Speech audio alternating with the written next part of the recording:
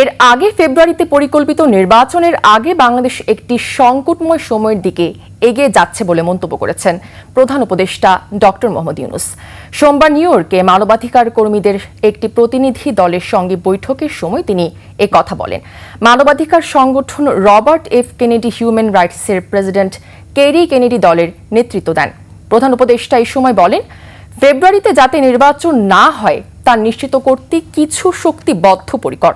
জাতীয় নির্বাচনের জন্য বাংলাদেশের প্রস্তুতি, গুরুত্বপূর্ণ খাতে চলমান সংস্কার উদ্যোগ এবং মানবাধিকার উদ্বেগ মোকাবেলায় গৃহীত পদক্ষেপ সম্পর্কেও প্রতিনিধি দলকে অবহিত করেন।